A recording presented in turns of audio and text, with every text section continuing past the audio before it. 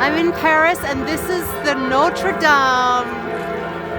And the bells are ringing. It's so beautiful. It's March 17th, and I've just arrived here from Brussels.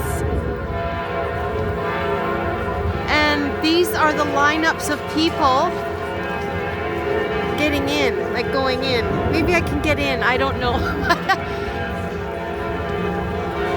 When I was here last year, the church was still closed and under renovation since the fire, and there still is a bit of scaffolding, but you can go in. Oh, it's so beautiful.